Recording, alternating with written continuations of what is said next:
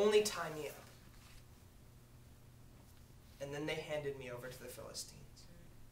And when the Philistines came to take me, my God was with me yet again. The Spirit of the Lord fell on me. The rope snapped off of my arms, and I grabbed a nearby donkey jaw, and I made donkeys of these men. There was not a Philistine there that I didn't strike down. When the dust had settled, I had killed over 1,000 men, and I was exhausted. My body was weak and tired, and I fell to the ground. I cried out to the God who had fought with me in those moments. You've given your servant this great victory. Would you now let him die of thirst and fall into the hands of the Philistines? The Lord heard me, and he opened up a nearby rock, and I drank my fill. My God had never let me down, and he had never left my side from my birth up until that point of my life. But I fell in love once again, and that was the beginning of the end. She was gorgeous. She went by the name of Delilah.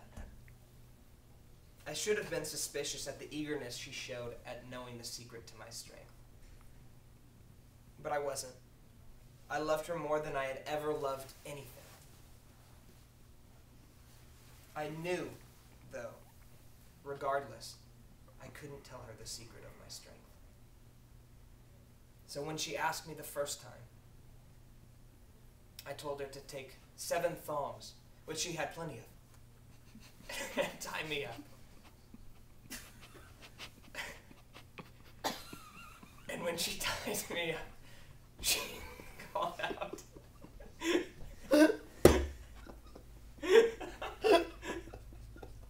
"The Philistines are upon you, Samson. The Philistines are upon you, Samson." And I got up and I broke them. And I beat the Philistines back. And she asked me again, "You've made a fool of me. What is the secret to your strength?" And I told her, "Ropes.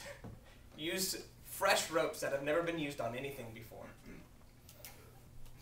And I will become as weak as any other man." I'm sorry, that was an addition right off my head. I will become as weak as any other man. And so I awoke the next day to her screaming, "Samson, the Philistines are upon you!" And I broke free of the ropes, and I beat them back once again.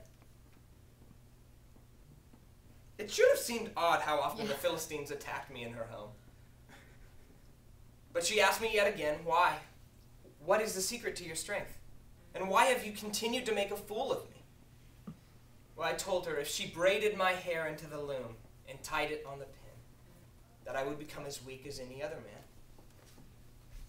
And when I awoke the next day, I pulled my hair free, and I beat the Philistines back yet again.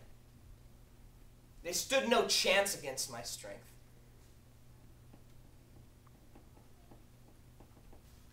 And then she spoke words that cut me deeper than any other had.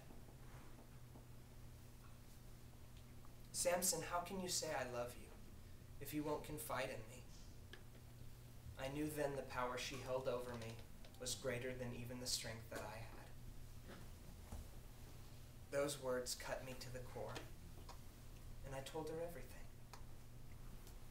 No razor has ever been used on my head, and if you were to shave my head, I would become as weak as any other man. I awoke again the next day to her screaming, "Samson, the Philistines are upon you!" I woke with a start and began to free myself from the ropes, like I always had before. But this time they didn't snap. The Philistines rushed in, and as I laid there, I realized my hair didn't fall in my face the way it usually did. The usual weight I felt from it had left my head. And in that moment, my God had left me. So here I am now, The Philistines took me and they gouged out my eyes. They set me here in their temple as a mockery to me. I have been set here to entertain them. Why did God leave me? Telling you my story reminded me that he has always been with me throughout my life. Isn't my God a God of restoration? Maybe you feel like God has abandoned you too. Or maybe you feel like he's never been there. But I know my God, and he has always been there with you, through your victories and failures. He will restore you if you just ask him, and maybe he will still restore me too.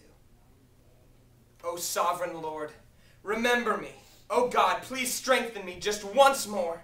Let me die with these Philistines. End scene. Cue the lights in the sanctuary as I push over